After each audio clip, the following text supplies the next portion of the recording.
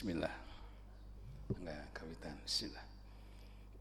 Innal hamdalillah nahmaduhu wa nasta'inuhu wa nastaghfiruh wa na'udzu billahi min shururi anfusina min sayyiati a'malina may yahdihillahu fala mudhillalah wa may yudlil fala hadiyalah.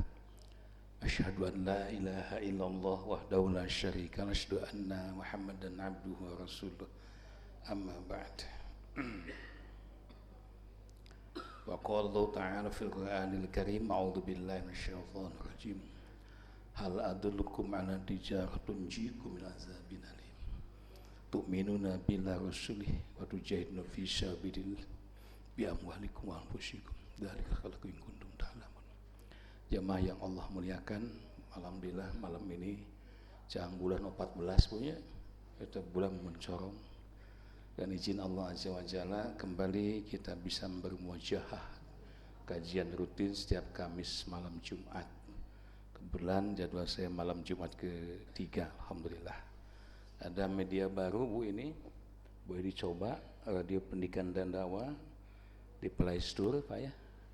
Di Play Store dulu, udah diklik Play Store, kemudian di pencarian ketik DM streaming. Nanti ada logo ini seperti ini. Nah, diklik saja, diinstal, kemudian dibuka. Nah, kalau udah ada di handphone, tidak akan hilang, insya Allah. Jadi 24 jam radio kita ini terus siaran Bu. Kalau nggak ada kajian, kita menyiarkan murotal Al-Quran dan terjemah. Nanti muncul gini Pak, radio DM, dia klik aja. Klik. Kalau ada kajian langsung bergabung. Dan ini tidak mengganggu aktivitas handphone Bapak Ibu. Nah, ini sedang murotal 24 jam. Ini tidak mengganggu kalau Bapak mau ke WA misalnya atau mau ke YouTube, yang lainnya tuh tidak mengganggu. Dan tidak banyak memakan kuota. Alhamdulillah. Ini mudah-mudahan satu terobosan baru tim ITDM, dan ini lumayan membuatnya lumayan lama dan cukup mahal juga Pak. Langsung ke Google. Biar resmi gitu Pak. Ini bukan gratisan, kita bikin yang resmi supaya dapat perlindungan hukum dan bisa terus dimanfaatkan oleh umat. Alhamdulillah. Mudah-mudahan manfaat. Nah, kalau ini satu lagi, nah ini. Kalau ini di Facebook Bu. Ya, kalau ini di Facebook, buka Facebook, kemudian sama di pencariannya DM streaming. Ini disiarkan setiap saya menyampaikan tausiah kajian, entah di Rama FM, entah kajian ini hari ini juga selain di channel YouTube DKM Nurul Falah. Nah, ini kamera YouTube DKM Nurul Falah, yang itu Facebook DM streaming. Jadi kasih tahu teman-teman supaya bisa ngaji bareng-bareng Bu ya. Media ini mesti kita manfaatkan sebaik-baiknya Pak. Ya, supaya insya Allah jadi sudah kotun jariat untuk kita. Ini yang di Facebook Bu, di PDM. Nah, seperti ini tuh ada Bu ya. Nah, ini Bu, alhamdulillah udah nyambung. Terima kasih Kang Yana. Yang ikut nonton juga terima kasih Bu Poni Yulina di kawasan Bekasi. Wah, Tanginas ya. Putri Imas Kiara Condong, terima kasih. Mimin Rukmini, Iwan Setiawan, Jaja Supriyatna, Balena, ada Bu Lilis Suhardin, itu muncul Bu. Jadi kita ngaji Nurul Falah, alhamdulillah manfaat juga dengan media ini. Ya, teman-teman kita bisa ikut. Dan kelebihan lain adalah setelah kita ngaji ini bisa di-setel ulang, berulang-ulang, tidak akan hilang. Ya, terekam otomatis. Jadi ayah nama Pak ngaoset tinggal kersana. Dan ini channel kita dakwah di Indonesia, khususnya di dunia umumnya ribuan channel Pak. Ibu sok nyetel dakwah, nyetel TikTok. Nah, itu penyakitnya. Padahal kenapa tidak kita manfaatkan media-media dakwah ini yang lurus ya, Quran dan Sunnah. Baik, jemaah yang Allah muliakan, terima kasih sudah dimulai sebelum pukul 8. supaya siang keneh tos beres punya. Tema yang kita siapkan untuk jamaah ini dia.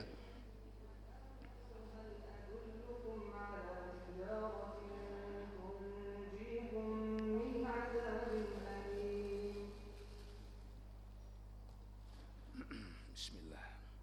Upaya menyelamatkan negeri dari bencana. Di fotokopian N-nya huruf B punya, maaf ya, salah ketik itu. Upaya menyelamatkan negeri dari bencana, itu yang betul. Bismillah. Tema ini bukan yang pertama kali saya bahas di masjid ini, saya kira pernah dibahas juga. Ini tema ini pada bulan-bulan terakhir ini menjadi viral, Pak. Setelah di negeri kita khususnya, bahkan di dunia banyak terjadi fenomena alam atas kehendak Allah. Longsor, gempa, tsunami, ya, kemudian apa namanya itu, gelombang panas matahari dan sebagainya. Bahkan yang lebih ngetesan ada diperkirakan munculnya gempa megatrust. Mega itu dorongan, trust itu kenceng. Jadi dorongan yang sangat keras dari mulai ujung Sumatera, pangluhurna ke bawah, Jawa Barat, Sunda, Jawa Tengah, Jawa Timur, Bali, terus sampai ke ujung Indonesia. Dan itu diperkirakan sekira 9 sekian skala Richter. Ya. Ruas nate diperkirakan itu mungkin akan terjadi serempak. Dan ternyata bukan hanya para ahli Indonesia, termasuk ilmuwan dunia, termasuk di Jepang juga, apalagi itu, kemudian di Amerika. Sampai dampak dari ketakutan itu, lihat Pak, kita lihat fenomena masyarakat dunia. Mereka berlomba-lomba mencari solusi supaya selamat dari berbagai macam. Pertama, perang nuklir, perang dunia ketiga. Udah hangat-hangat nih. Ya, kalau ini terjadi, kita punya pengalaman tahun 42 Hiroshima Nagasaki dibom atom, baru segitu aja dampaknya sampai hari ini belum selesai. Apalagi kalau seluruh dunia masing-masing punya nuklir dilemparkan ke udara. Yang kedua, mereka juga meyakini bahwa dunia ini sudah tua, dan mereka tuh meyakini ya satu saat dunia ini akan hancur. Karena itu mereka membuat bunker anti kiamat di bawah tanah. Ini Bu, ini bunkernya Bu. Nih ternyata belum jadi semua, tapi udah habis terjual oleh mereka. Nah ini 15 sampai 43 miliar rupiah. tak bisa badai meser tah 43 miliar Bu sakamar. Ingin tahu dalamnya, kita lihat nih. Lokasinya masih dirahasiakan hingga saat ini. Masih dirahasiakan, kalau Bapak mau beli dikasih tahu. Berapa orang yang bisa mengaksesnya? Kita hanya mendapat bocoran kalau tempatnya itu berada di sekitar Kansas, Amerika Serikat. Berada di kedalaman 27 meter bawah tanah. 27 meter di bawah tanah. Nih lihat dalamnya Bu. Jumlah 15 lantai. Bunker survival condo ini Bismillah. punya 12 unit. Dari pintunya aja ya berarti udah mencapai 8 ton. Plus Panton awai 8 ton. Mereka mengira kalau membuat bangunan seperti ini, dek gempa, dek tsunami, kiamat. Oke, saya mah salamet. Itu ketakutan orang-orang yang tidak beriman. So ya, hadirin rahimakumullah. Baik, sebelum sampai kepada tema, saya tulis bagian B itu ya, upaya menyelamatkan negeri dari bencana. Tentu saja yang pertama kita harus tahu apa yang menyebabkan turunnya bencana. Bahasa Quran musibah. Baik, ini sebetulnya 2 kajian, 2 pertemuan. Orang padatkan ya punya. Saya percepat bagian A-nya, saya percepat. Yang pertama, musibah itu muncul berdasarkan Quran Surah Yasin, ada di fotokopinya. Kepre kalau di Surah 36 ayat 19, disebabkan karena banyak kemaksiatan. Yang kedua, musibah itu terjadi Al-Qasas 28:59 karena banyak yang berbuat kezaliman. Dolim itu tahu hukum, tahu dilarang, tahu haram, tapi dimakan, tapi dilanggar. Zolim. Dan itu sekarang sudah menyebar di mana-mana kezoliman dan kemaksiatan. Yang ketiga, kita lihat Rum 30 ayat 41, disebabkan karena tangan jahil manusia.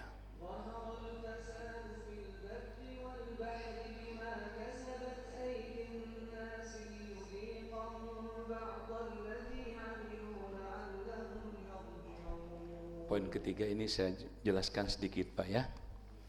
A'udzu billahi minasyaitonir rajim. Dhaharul fasadu bil barri wal bahr bima kasabat aydin nas. Setelah nampak banyak terjadi kerusakan baik di permukaan bumi maupun di lautan. Ya. Itu semua disebabkan bima kasabat aydin nas, disebabkan ulah tangan manusia. Maka jangan salahkan Allah. Yudiqahum ba'dallazi amilu la'allahum yarji'un.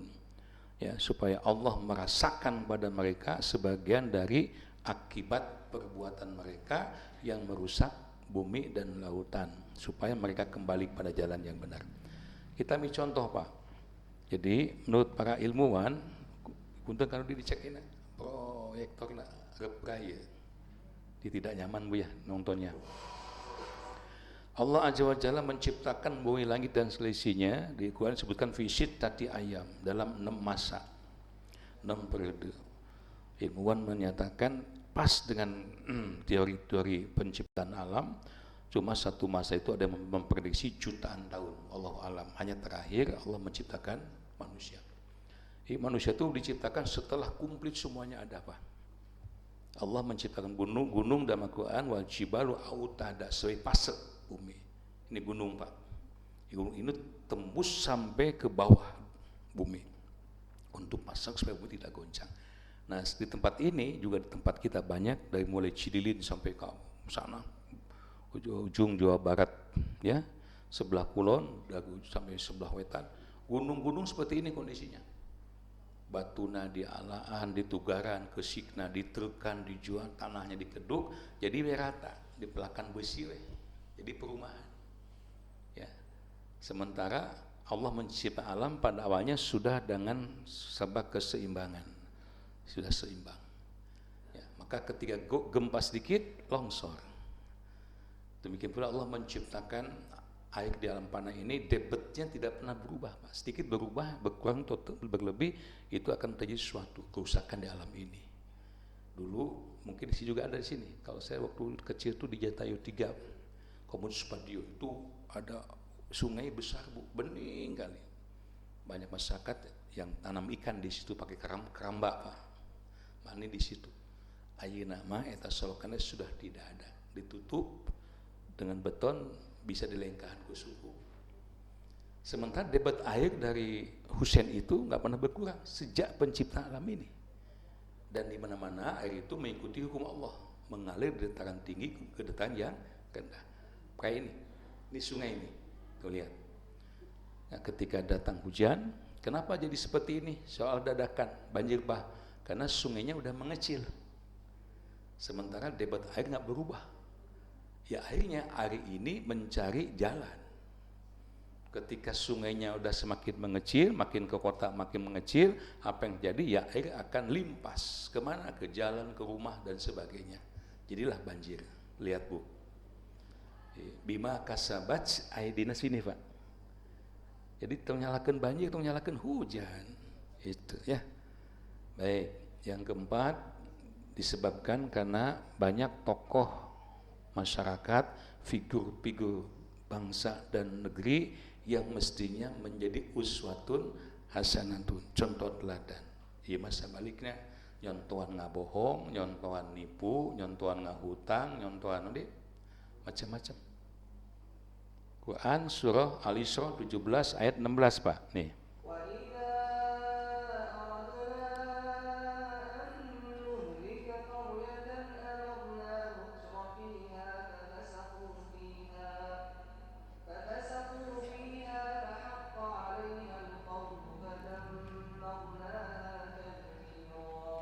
Wa iza aradna an nuhlikal qaryah. jika kami Allah akan membinasakan Korea, satu negeri, maka pertama nggak langsung ujung-ujung disiksa, Pak.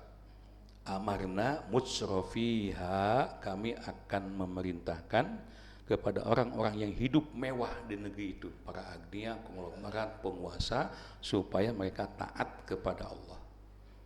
Tapi apa yang terjadi? Fafasaqu fiha, bukan taat malah maksiat. Itu. Bukan beribadah malah gegabah. Maka apa kata Allah saja, fahaqqo 'alail qaul, maka sudah sepatutnya, ya Allah katakan sudah sepatasnya berlaku terhadapnya qaul, perkataan kami alias azab. Maka pada akhirnya pada merendah tadmiro, kami hancurkan negeri itu dengan sehancur-hancurnya. 4. Yang kelima yang menyebabkan faktor datang bencana karena banyak orang soleh tapi diam. Banyak ahli ibadah, ahli masjid, ahli tahajud, dan juga ikut menyaksikan lagi tentang ini, menyaksikan yang judi di sekelilingnya, yang berzina, macam-macam diantep we, ken bae da lain urang ieu tong pipilueun. Awas, hati-hati, Allah peringatkan di Al-Quran surah Al-Anfal ayat 29.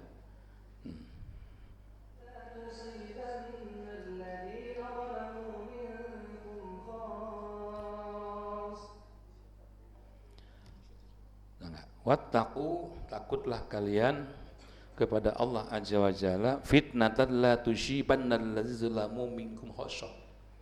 Ketika Allah akan menimpakan azab kepada suatu kaum, tidak hanya akan menimpa kepada orang-orang yang zalim saja di antara kalian. Semuanya kena imbasnya, Pak. Ya, ketika tsunami, ahli ibadah dikasana banjir, Pak. Longsor, ikut serta juga tenggelam dalam tanah. Maka itu ketika ada kemaksiatan, kita tidak boleh berdiam diri. Rasul menyatakan ada tiga sikap yang mesti kita lakukan.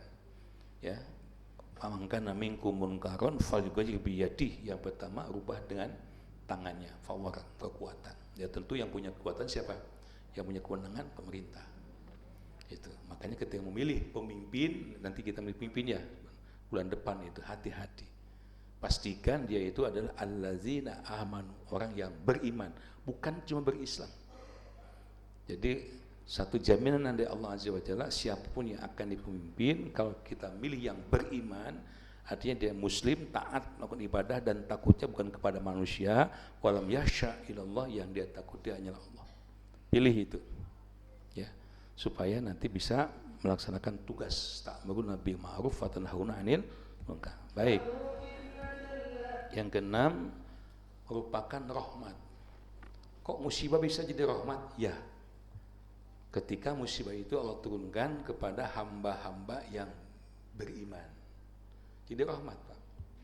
Ya, Quran surah Al-Baqarah 155 sampai 157. Wa nabluwannakum bisyai', sungguh kata Allah, kami benar-benar akan menimpakan beragam ujian kepada kalian dengan sesuatu. Minal khauf, mungkin dengan rasa takut, wal ju', kelaparan, wa naqsim min amwal, kekurangan harta, wal anfusi, nyawa, was samarat, buah-buahan.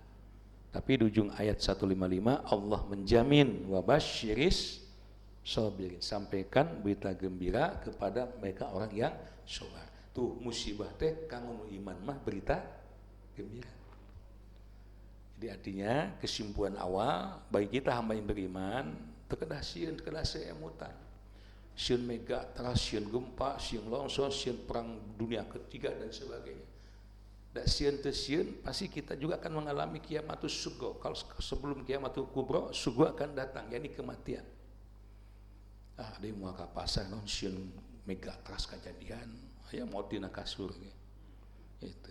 Kenapa? Bagi hamba yang beriman itu merupakan berita gembira. Tidak usah khawatir. Siapa yang orang yang sabar itu yang akan mendapatkan berita gembira, yakni alladzina idza asyrabathum musibah inna lillahi wa inna ilaihi rajiun. Mereka yang ketika dapat musibah tidak pesimistis, tidak menyalahkan pada Allah, tapi mereka menyatakan kalimat istirja, ya Rabbana, sesungguhnya kami diciptakan olehmu dan kami pun cepat lambat kami yakin akan dikembalikan kepadamu. Apa itu? Bukan cuma harta, anak istri, termasuk nyawa kita. Akhirnya kita akan kembali pada Allah. Apa berita gembiranya? Ulaika alaihim sholawatu min rabbihim, mereka akan mendapatkan keberkahan yang sempurna, wa rahmatun, akan mendapatkan rahmat kasih sayang dari Allah, wa ulaika humul muhtadun, bahkan mereka ada orang yang mendapat petunjuk. Yang ketujuh terakhir, sebaliknya, mungkin saja bencana itu istijrad. Apa istijrad? Sungkunan. Kepada siapa? Mereka yang tidak beriman, kafirin, munafikin, musyrikin. Ya. Ayatnya Quran surah Hud 15-16, man kana yuridul hayata dunya wa zinataha tuwaffa ilaihim a'maluhum fiha wa hum fiha la yubkhasun. Barang siapa yang menghendaki kehidupan dunia dan perhiasannya, ya, niscaya kami, kata Allah, akan berikan semuanya pada mereka sebagai balasan pekerjaan mereka di dunia dengan sempurna, dan mereka di dunia tidak akan dirugikan sedikit pun. Jadi bu, nutu iman mah Pak, sukses wae, mun dagang, saleng-kaleng kata duit we gitu. Mun tani tiap dipelak jadi terapan gering bu, saya tak mah. Terapan nyeri huntu, terapan harieuh gitu. Saged terus. Karena yang mereka harapkan adalah hanya yang man kana yuridul hayati kehidupan dunia, man kana yuridul hayatat dunia. Tapi awas hati-hati, di ayat 16 Allah menyatakan ulaikal ladzina laisa lahum fil akhirati illa nar. Nanti di akhirat mereka termasuk kelompok yang tidak akan mendapat apa-apa kecuali api neraka. Istijrad namanya. Jadi kalau kita lihat orang lain yang tidak beriman, ya bu, ya sukses hidupnya dan sebagainya, tidak usah iri. Orang mah mau dagang kadang-kadang ya sekali untung 5 kali rugi nah gitu Pak. Awak ringan wae dik-dik banget. Jangan kecil hati. Satu itu rahmat kan tadi disebutkan. Yang kedua itu akan jadi kifarat terhadap dosa. Yang penting pertahankan keimanan. Baik. Nah, masuk pada poin inti sekarang. Contoh bu, bagaimana kehidupan nanti di akhirat itu? Wallahu a'lam bishawab. Mujuk pada Al-Azazalah, ya. A'udzu billahi minasyaitonir rajim. Bismillahirrahmanirrahim. Idza zulzilatil ardu zilzalaha. Apabila bumi, kata Allah, sudah digoncangkan, dan goncangan amat dahsyat. Nah bumi bu, sok teangan mana nurut pala aya. Ya, ini akan digoncangkan, saking goncangnya wa akhrajatil ardu athqala, semua isi yang ada di perut bumi akan keluar, artinya bumi meledak. Karena meledak, di antaranya disebutkan beberapa ayat. Di antaranya langit akan roboh, lautan akan mendidih, matahari akan digulung. Nah kajian ilmiahnya gini, karena langitnya roboh maka auzon atau sab'a samawatnya tidak ada. Hanya benda-benda langit nih yang semula tidak sampai ke kepo ini, ya karena ditahan itu, nanti karena penahan tidak ada langsung kena ke bumi. Lihat bu, kita ambil sampel satu aja nih, masya Allah. Dan ini jumlahnya miliaran ini. Nah ketika kejadian seperti ini, waqalal insanu malaha, manusia-manusia yang musyrikin kafirin tadi, yang merasakan nikmatnya hidup di dunia tadi, akan bertanya-tanya satu yang lain, malaha, ada apa ini, ada apa ini. Nah mereka baru nge, oh ini yang dijanjikan Allah dalam Al-Quran. Maka mereka semua beriman kepada Allah, bertobat kepada Allah. Tapi sayang, pintu tobat tertutup rapat. Ya, dalam ayat yang lain, Al-Has surah 22 ayat 2 ayat 3 dijelaskan, ketika terjadi kiamatul kubra itu, manusia akan berlarian ke sana kemari seperti orang mabuk linglung. Ya. Seorang ibu yang sedang ngasuh anaknya lupa kepada anaknya, budak dialungkan, guguling di ais bu. Itu. Ibu yang sedang hamil muda pun langsung melahirkan. Saking mengerikannya suasana itu. Tapi kita orang beriman, kejadian ini justru dianti-anti dari Arab, karena Pak Allah menjanjikan, wa absyiru bil jannati allati kuntum tu'adun. Jangankan kiamat, sebelum mati Allah menyatakan bergembiralah kalian dan surga yang telah Allah janjikan untuk kalian. Baik. Nah, hadirin rahimakumullah, masuk pada poin inti ya. Bismillah. Bu, kalau difilmkan semua ngeri dikasihin Bu. Saya pernah ceramah di Garut Pak, di gunung deh. Kemudian pas menyampaikan tentang gempa, waktu itu terjadi gempa, lini lompat. Masya Allah. Saya sampaikan ayatnya, saya filmnya, Masya Allah. Mudah-mudahan waktu itu turun taufik hidayah, menangis semua. Menangis karena takut pada Allah. Pas saya jelaskan ayat tentang gempa, terjadi gempa di luar gunung deh Pak. Sakwaka tuh. Allahu Akbar.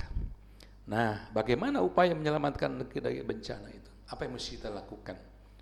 Ada 4 poin, itu intinya Pak ya. Pertama, merujuk Quran surah As-Saff surah 61 ayat 10. Kita simak ayatnya.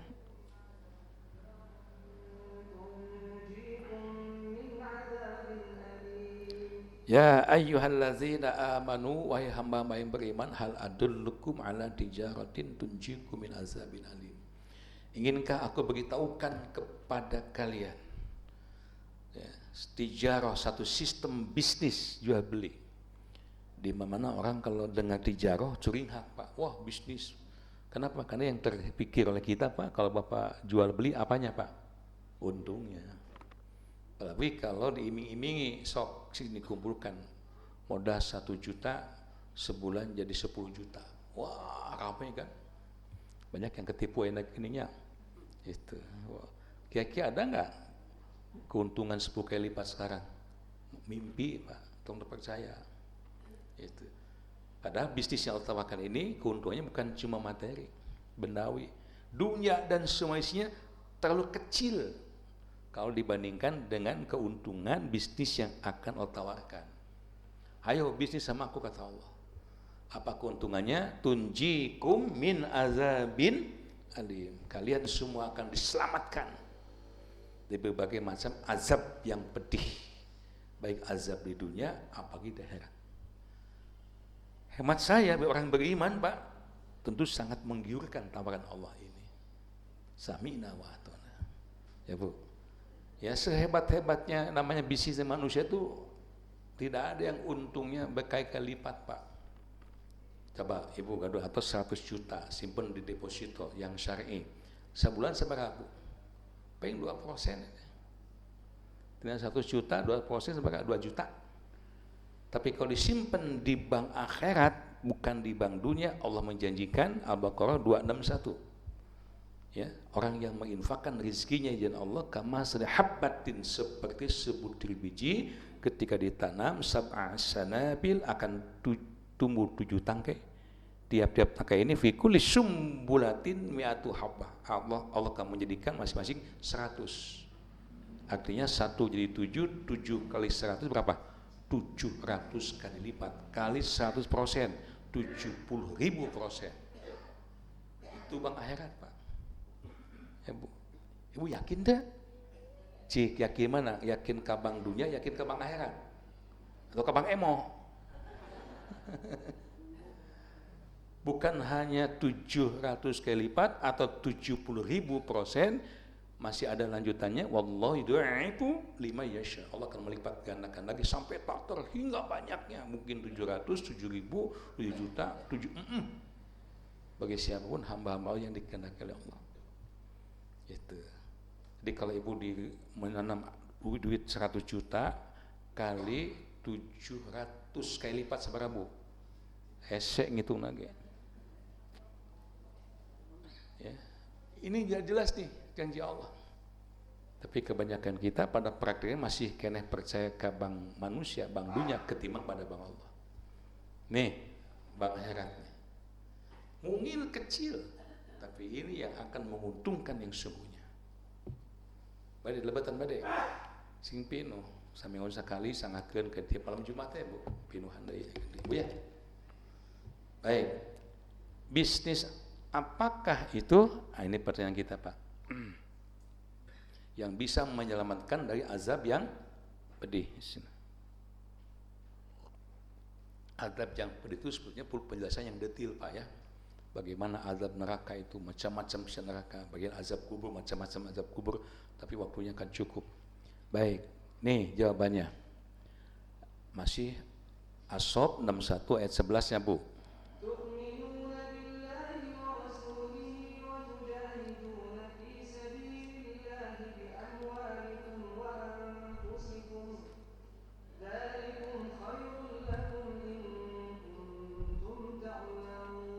Nih, bisnis dengan Allah itu yang bisa menyelamatkan kita dari azab, berbagai macam bentuk azab, baik dunia akhirat. Ada 3 di sini.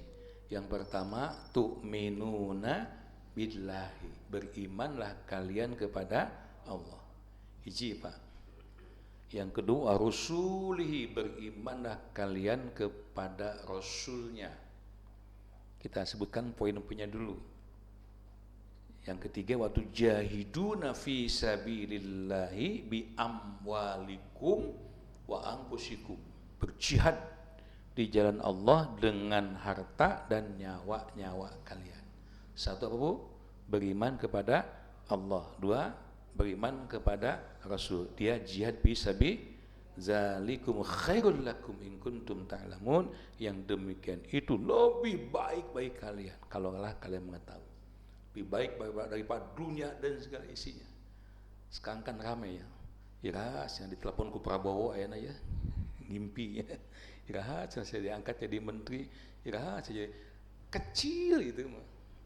Jangankan cuma jadi menteri atau presiden Indonesia, seluruh dunia ini 5 benua dikumpulkan semua dijadikan emas, masih terlalu kecil dibandingkan dengan anugerah yang akan berikan.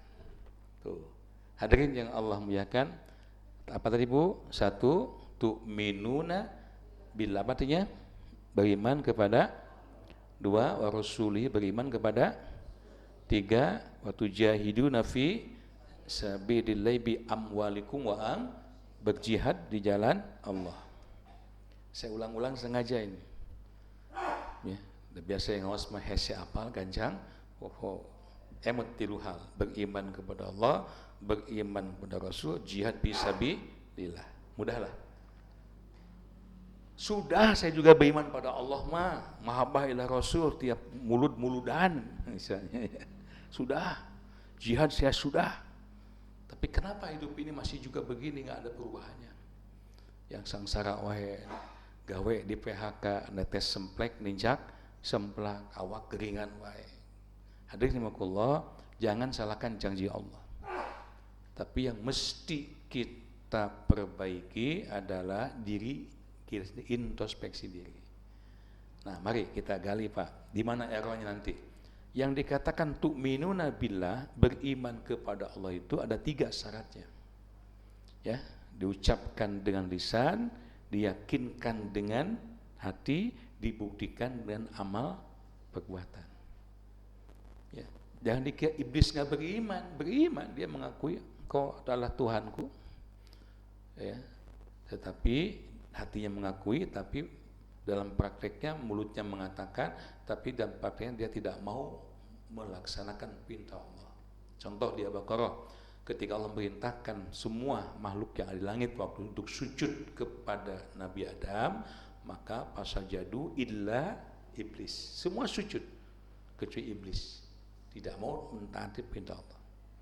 Ada lagi, mulutnya mengatakan iman tapi hatinya tidak. Orang munafik. Wa minan nasi may yaqulu amanna billahi wa bil yaumil akhir wa ma hum bimu'minin. Orang yang mukmin itu diucapkan, mulutnya mengucapkan la ilaha illallah Muhammadur Rasulullah, diyakinkan di hatinya dan berjanji sepanjang hidupnya tidak ada ilah kecuali Allah. Kemudian dipraktekkan dalam kehidupan keseharian. Itu. Plus, setelah dia mengatakan iman kepada Allah, imannya istiqomah. Tahan wasiatnya istiqomah apa? Fussilat surah 41 ayat 30, 31, 32. Sing dibacakan itu ya. Ya. Innal ladzina qalu rabbunallah tsummas taqamu. Mereka yang mengatakan bahwa Tuhan kami hanya Allah, lantas istiqomah dalam keimanannya. Ada 2 makna istiqomah, Bu. 1, istiqomah teguh pendirian, telundut kelunduan, tegedak keinginan, terkekang oleh panas, terlapuk oleh hujan ketika menghadapi tantangan, rintangan dalam keimanan. Mana contohnya? Nih contohnya, Bu. Ini para sahabat as-sabiquna awalun di Mekah teh apa tah?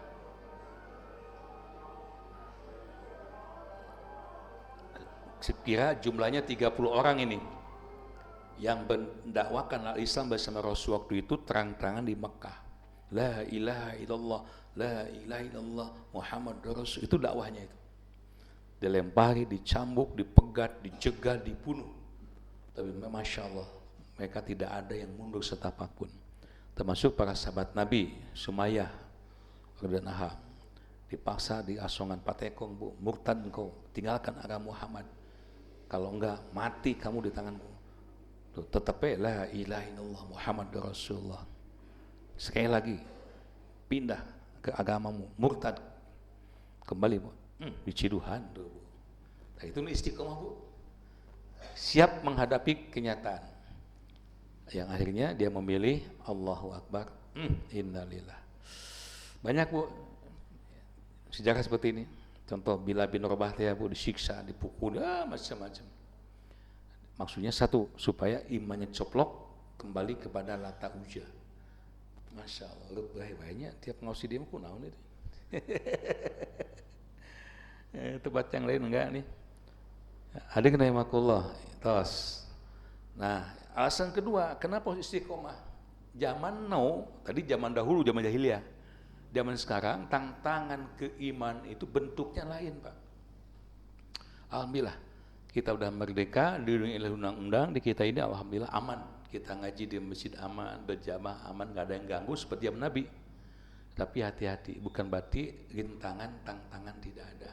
Nih contohnya.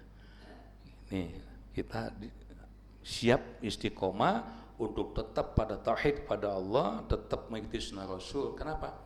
Mempertahankan tauhid kepada Allah, mempertahankan Quran dan sunnah, nanti kata Nabi akan sulit. Kenapa sulit? Nih, Bu, lihat tuh tantangan masa kini nih. Nih. Allahu Akbar. Ibu, naonan eta, Bu?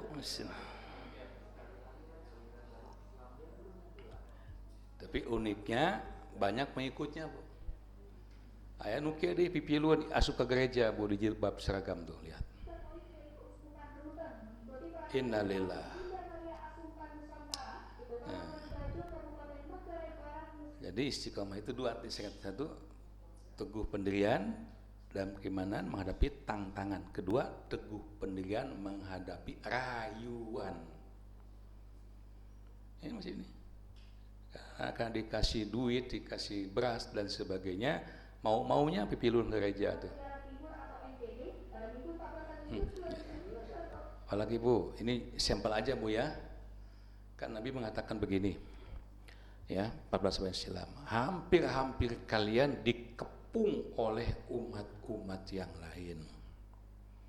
Sahabat nanya, ya Rasulullah, apakah kejadian itu disebabkan karena umatmu nanti sedikit, karena minoritas dikepung oleh umat yang lain yang kita qala bal aksar, qala bal ya aksar, bukan sedikit, nanti jumlahmu akan sangat banyak. Seperti sepiring makanan yang terhidang di meja makan itu, tiap-tiap sudut orang-orang rakus lapar yang akan berebut menyantap makanan itu. Sampai-sampainya Rasul mengumpamakan umat Islam seperti itu. Nanti setelah aku, di saat itu tidak ada. Bahkan kejadian kaum muslimin al-Islam ya'lu wa la yu'la alai, di atas awan. Semua tunduk pada kaum muslimin. Tapi nanti kan akan terjadi asayin apa ya. Kenapa demikian? Nih, Pak, ini. Karena banyak godaan rintangan keimanan tuh. Sehingga orang banyak yang nyeleneh. Contoh, Bu, contoh. Ya, untuk contoh aja, Bu, ini. Amin. Selamat ulang tahun kami ucapkan. Ini masjid besar, Pak. Ya, nih. Nah. Jadi saya mah umroh teh bukan ke Mekah, ke Eropa. Sholat teh ini di Nabawi, saya mah di gereja. Allahu Akbar. Ini sebagian aja, Pak, ya. Nah ini, Pak, ada lagi nih. Zaman jahiliyah terulang lagi, menyembah batu, Bu, tinggal. Alhamdulillah, rabbil alamin, barokah. Semoga doa kita diijabah oleh Gusti Allah.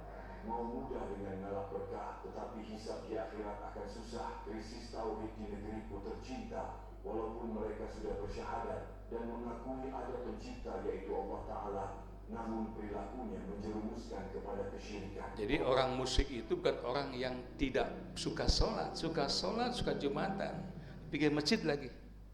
Disebut syirik itu karena ada zat yang lain dan yang dia yakini yang bisa mendatangkan manfaat atau madorot.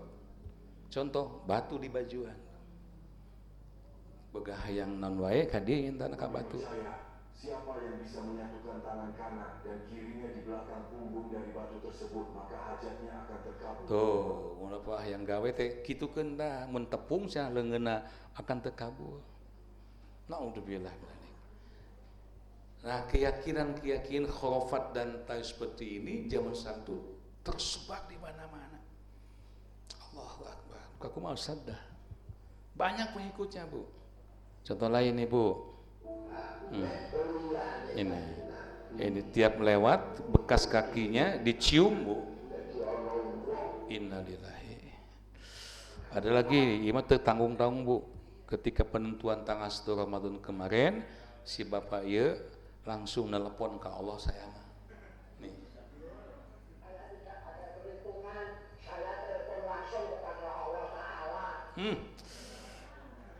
Kalau saya sampaikan sampai subuh tamat ya film, Pak. Ribuan, Pak nih. Ya, hati-hati. Dan uniknya banyak pengikutnya. Kenapa? Jangan disangka. Dan di Dajjal pun lebih banyak pengikutnya. Jadi masyarakat Indonesia itu punten. Menurut penelitian hasil sensus survei BPS, pendidikan seluruh Indonesia ini baru kelas 7. Sekarang masuk SMP, Pak. Melihat peta pendidikan di kita seperti itu, punten, kalau saya bilang bukan bodoh ya, masih banyak yang terbelakang, pengetahuan ilmunya khusus tentang agamanya, makanya mudah ditipu. Ya, itu dimanfaatkan oleh oknum-oknum itu.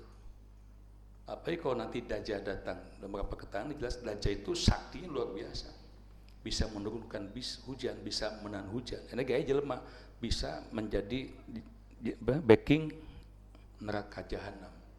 Tenang ayah saya, neraka jaga. Malah kalau maut di udaku saya mah. Aneh mau bak ngilu itu. Di satu sisi kami masa sedih, Pak, terus terang. Ya kita dakwah ke sana kemari, ke kampung dan kota, tapi bagian ke kampung kok saya itu. Ternyata masih banyak kaum muslimin sudah kita yang masih percaya kepada sesuatu yang nyeleneh, yang hurufat dan tah itu semua kebohongan belaka. Tanda berarti dakwah kita belum sampai, Pak, ini. Iya, makanya dakwah seperti ini harus disampaikan di mana-mana.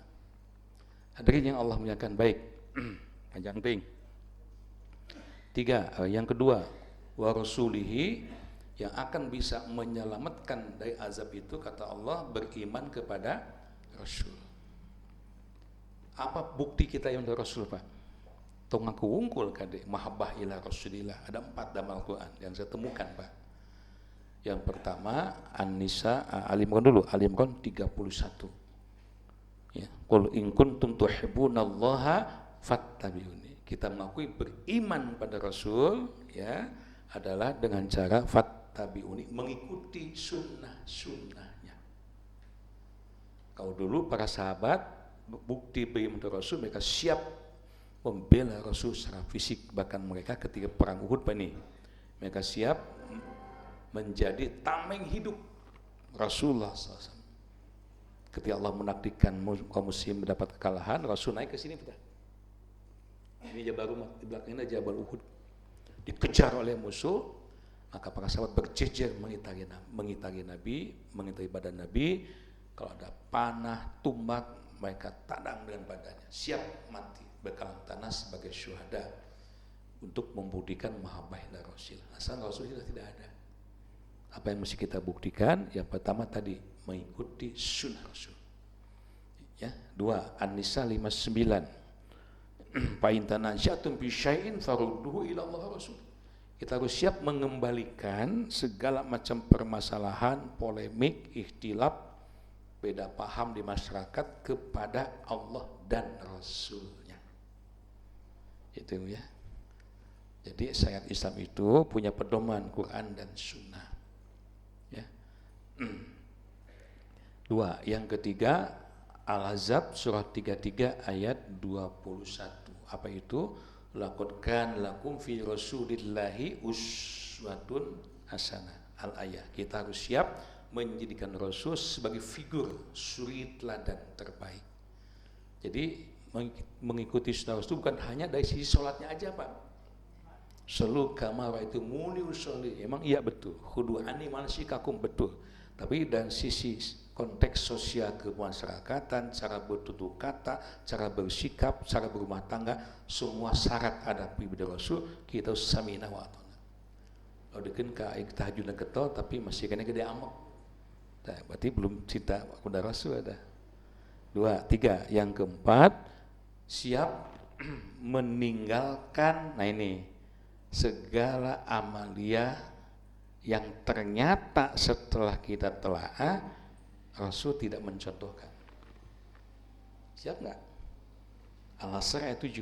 Saya ulangi kata-katanya, siap meninggalkan segala amalia, segala kebiasaan atau segala bentuk ibadah tanda kutip yang dilakukan oleh masyarakat atau banyak orang, ternyata setelah ditelaah, diteliti, ya, diurut benang merahnya, dikorekkan dalilnya, dibuka Quran, dibuka sunnah, tidak ada. Maka kita siap meninggalkan hal itu.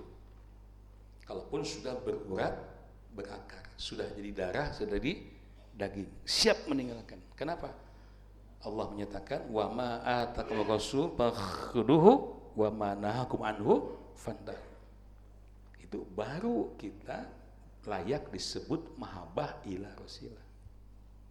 Itu atas alhamdulillah di medsos saya melihat ada seorang ustadz, tidak usah sebutkan namanya, pada awalnya pendukung bid'ah dan sebagainya, dapat hidayah sekarang berbalik menjadi orang yang sangat keras ya terhadap bermacam bentuk-bentuk kebid'ahan. Baik, kenapa demikian saya tambahkan? Karena lihat Al-Maidah ayat 3. Al-Islam itu Allah turunkan sudah amat sangat sempurna. Al-yawma akmaltu lakum dinakum wa atmamtu 'alaikum ni'mati wa raditu lakum Islam madina. Karena udah sempurna, Islam ini tidak perlu lagi pakai aksesoris. Bapak beli motor, ku pabrik teh geus didesain, lampuna kieu, lampotnya kieu, dah hayang we atuh ngarobah. Ingin beda daripada orang lain. Boleh, silakan, urusan dunia eta mah. Itu urusan agama enggak boleh. Ada contohnya kerjakan, tidak ada jangan. Ada saya, iya mah saya bagus. Tapi ada contohnya, diancam ku Nabi hadis Al-Bukhari. Ya, man amila amalan laisa ali amruna fahuwa raddun. Barang siapa yang melakukan satu amal pada enggak ada perintah tuh untuk melakukan amal tersebut, ditolak. Nanti di akhirat kelak Rasul akan manggil kita ummati. Disuruh minum air telaga Al-Kausar. Minum, habis minum dijamin tidak kena haus. Tiba-tiba ada kelompok ummati lupa oleh malaikat dicek, jangan ya Rasulullah, dia bukan umatmu. Tapi kelihatan bukan muazzalin, sama. Umat Rasul nanti akan kasih tanda di badannya akan mengeluarkan cahaya yang gemerlapan. Masya Allah. Ya ini min asari wudu, di bekas-bekas wudu. Makanya wudu itu sempurna Pak. Jangan sampai sikut lebihan dikit. Kaki di mata kaki angkat sedikit ke atas. Itu akan mengeluarkan cahaya. Malaikat kasih tahu ya Rasulullah, ketika kau masih ada, mereka iya mengikuti sunnahmu, tapi setelah kau tiada, mereka tidak lagi melakukan apa yang kau contohkan, bahkan mereka banyak melakukan yang tidak kau contohkan. Ditolak nanti. Baik, yang ketiga, wajahidu fi sabilillah bi amwalikum wa anfusikum. Jihad dalam konteks jihad masa Nabi dulu ini Pak. Nih, perang Badar. Bapak Ibu kalau punya waktu, boleh catat dulu tanggal mainnya nih. Hari Sabtu tanggal 2 November. Masih lama ya. Pukul 9 pagi kita akan memutar film sejarah original asli. Perjuangan Amirul Mukminin. 3 jam gitu. nanti ada break, ada jahe, bandrek, ada kopi sebagainya, dan jam 11 atau setengah 12 selesai makan siang, gratis, itu bukan untuk umum, di gedung dakwah Darul Mutakib. Sabda ayeuna keneh, ya, siap datang ke sana. Konteks jihad pada masa Rasul itu seperti itu. Nah sekarang alhamdulillah Indonesia aman terus merdeka. 78 tahun secara fisik dari penjajahan musuh asing. Apakah masih ada bentuk jihad? Masih banyak. Rasul menyatakan kalau umatku yang mendapatkan pahala jihad itu berperang saja, betapa sedikit jumlahnya. Ternyata untuk mendapatkan pahala jihad itu banyak. Mana contohnya? Bapak Ibu di rumah tadi datang ke sini itu jihad. Mungkin dari siang persiapannya. Awas bu besi poho kayak kandung kepala. Habis isya ada kajian. Mana hadisnya? Rasul mengatakan man kharaja fi talabil ilmi fahuwa fi sabilillah hatta yarji'a. Orang yang keluar rumah niatan cuma satu mencari ilmu, maka sejak dia melangkahkan kakinya menuju Nurul Falah ini sampai dia balik lagi ke rumah, fahuwa fi sabilillah, maka dia sedang berada di jalan Allah. Hebatnya. Alhamdulillah kita diberikan kesempatan untuk mendapatkan pahala jihad tapi tidak berperang. Menghadiri berjamaah, apalagi Pak? Dia laki-laki yang kuat, Rasul mengatakan di hadapan Allah bukan laki-laki yang dedek pengadek jangkung badak kumis baplang panom bolotot, bukan. Tapi laki-laki yang mampu menggerakkan kakinya untuk berjalan dari rumah ke masjid sehari 5 kali. Zuhur datang ke masjid, balik lagi, asar balik lagi, maghrib, isya. Kalaupun sudah sepuh usianya, sudah pakai itet jalannya, tapi dia mampu memenuhi panggilan Allah sehari 5 kali, itulah laki-laki yang paling kuat di hadapan Allah. Atas Pak? Iya Pak ya. Saya ketemu dengan seorang mukimin di Mekah, orang Surabaya. Ya, saya tanya, Pak Haji udah berapa lama sini? Saya sejak bujangan, Kang udah punya incu. Usia 65-an lah, seumuran saya kira-kira. Nah, terus gimana? Ustadz, berkah saya itu sejak punya anak, Kang udah berincu semua di Mekah. Sekolah di Mekah, segala macam. Saya tanya, yang paling berkesan apa Pak Haji di sini? Beliau katakan yang paling berkesan adalah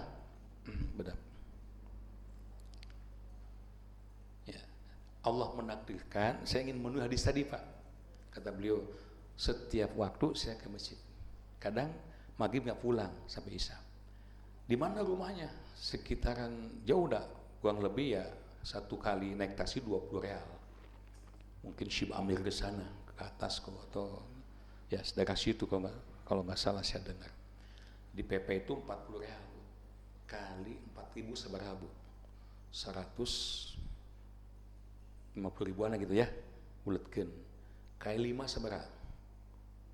700 sampai boleh bilang itu 1 juta. Kerja apa? Enggak kerja sabutan. Tapi Allah menakdirkan setiap berjamaah saya bisa di Masjidil Haram terus sejak muda sampai incuan. Rizki itu ada aja. Entah itu, walau alam, saya juga merasa kaget. Anak-anak kuliah di sarjana semua. Allahu Akbar. Urang mah jadi DKM deket ke masjid. Ada teh mau ngaliwat unggul. Ya, masjid kelihatan, tapi masya Allah susahnya kaki ini untuk dilangkahkan ke masjid. Kalau rupalah hebat insyaallah. Tadi Isa alhamdulillah banyak sekali. Ada yang Allah muliakan. Baik, satu lagi Pak. Nah, kalau kita sudah bisa melaksanakan 3 poin tadi, apa anugerah yang akan Allah berikan pada kita? Nah, ini penting Pak, ribetnya nih.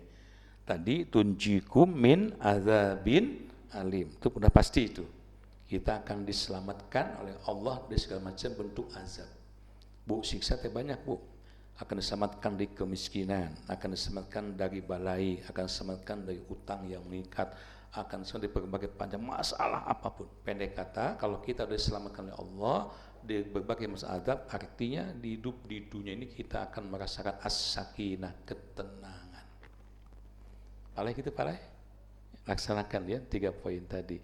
Nah, apa anugerahnya? Nih, di ayat berikutnya, Bu.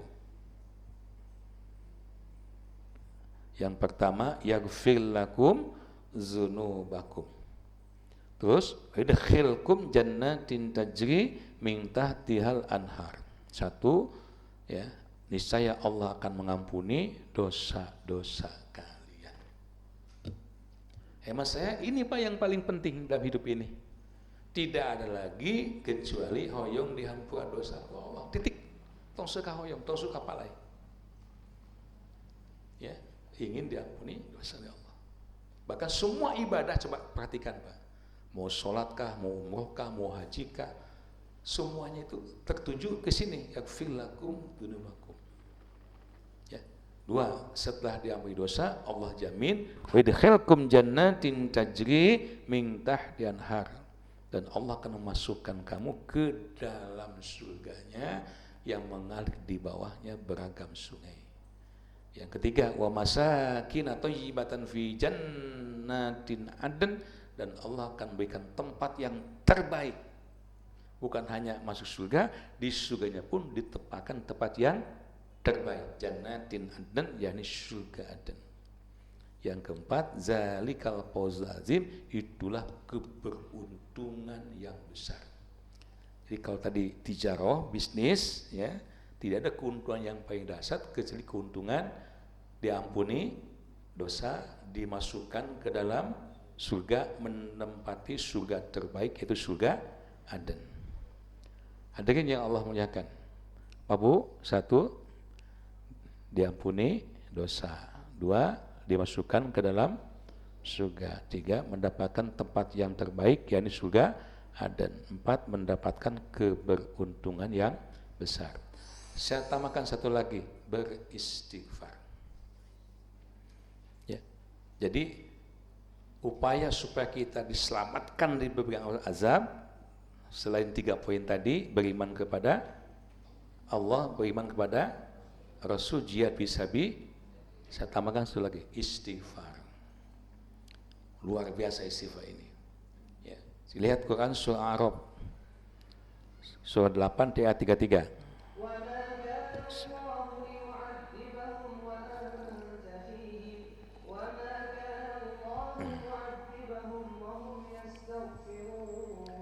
Hebatnya istighfar, Bu.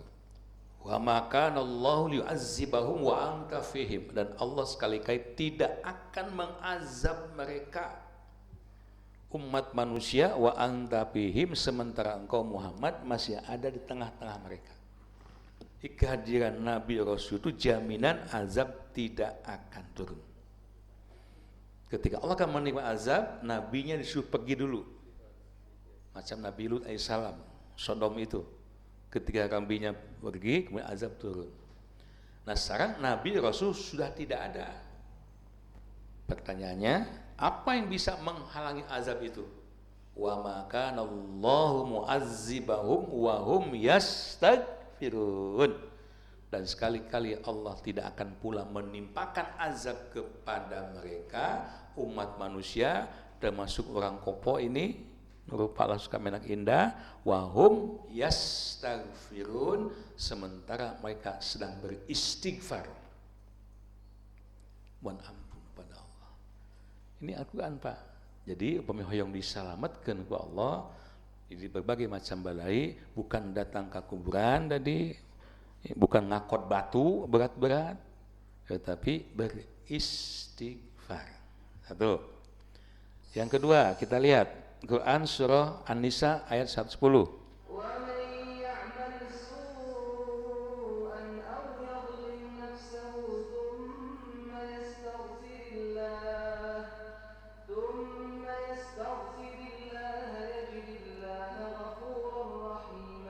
Ketika kita beristighfar, Allah menjamin akan diampuni dosa-dosa kita.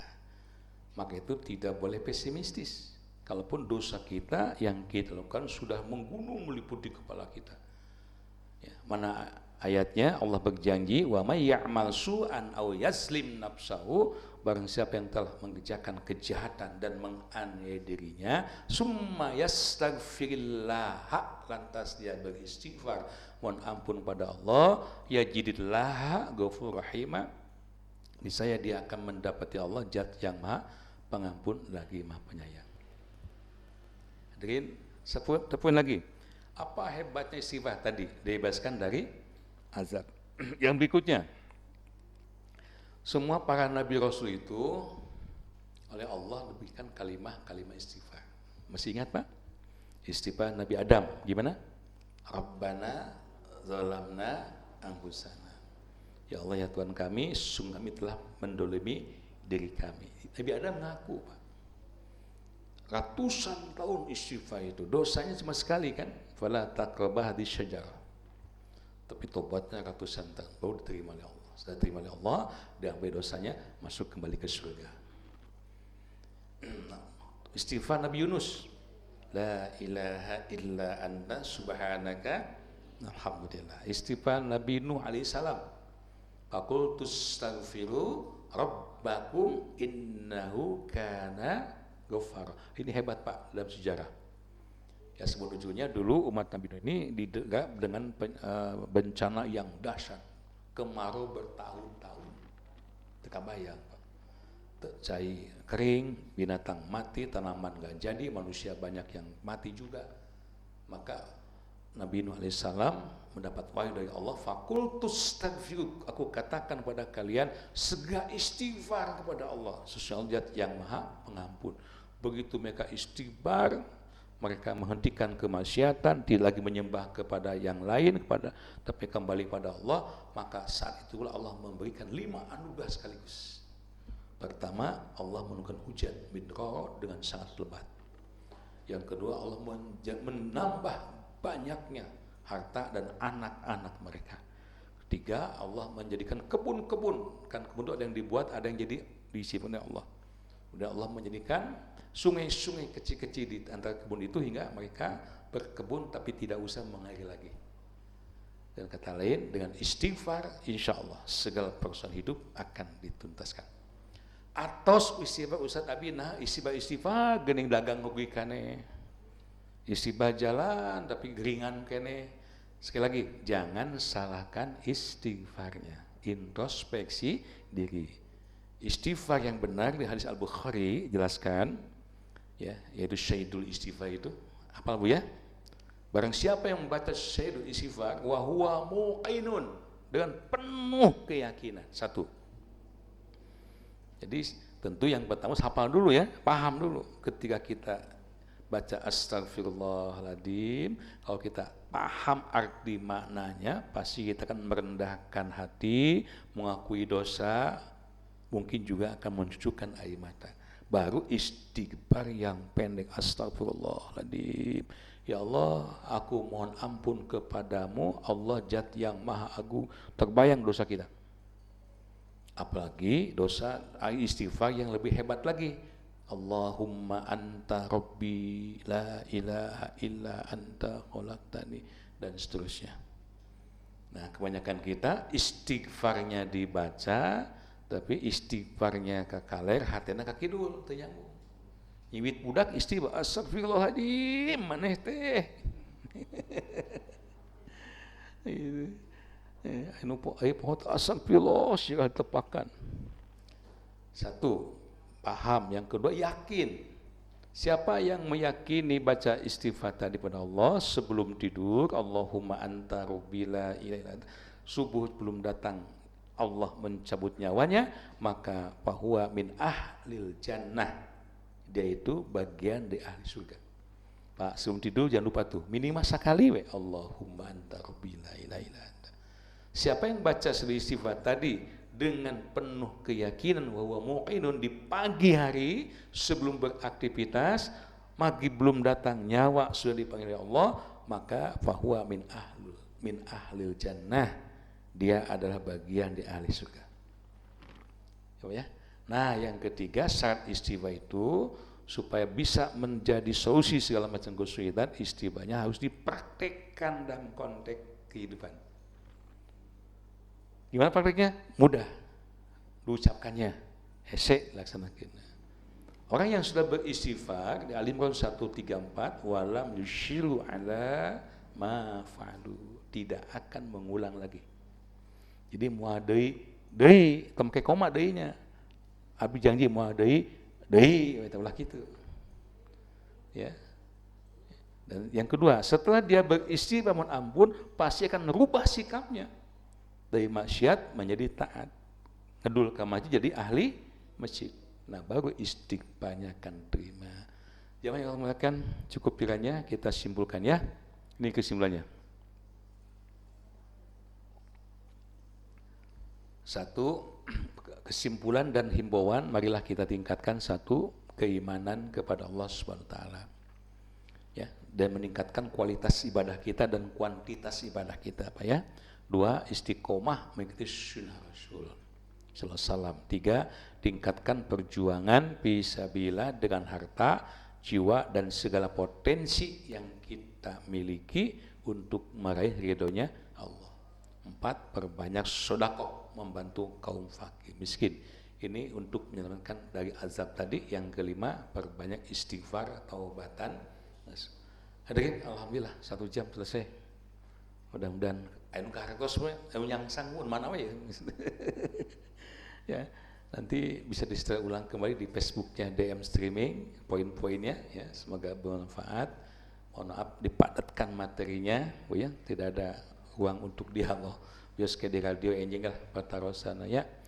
Yang penting semoga Allah Azza wa Jalla menyelamatkan kita, anak, keluarga, negeri dan bangsa ini di segala macam bentuk-bentuk azab, baik azab dunia maupun azab akhirat. Allah manfa'na bima 'allamtana wa 'allimna ma yanfa'una warzuqna ilman yanfa'una. Amin ya rabbal alamin.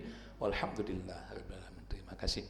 Ada himbauan dari Kang Asep Jainuddin, panitia pengajian, barangkali ada waktunya sehat walafiat Bu, tanggal 22 Desember insyaallah kita akan mengadakan safari dakwah Rahma FM biasa nih, setahun sekali ke Pangandaran. Nggak berisi ngiri ngaos ke Pangandaran hayu orang sareng. Ya Bu, naikna gratis Bu, tong nanti satu bisa simpen di sini Kak Asep Jainuddin ya, untuk nurul falah biasa silaturahim sekalian ngaji nanti ya. Sekian dan terima kasih, maafkan segala kesalahan kehilafan saya. Assalamualaikum warahmatullahi wabarakatuh. Mana Ustaz? Punten.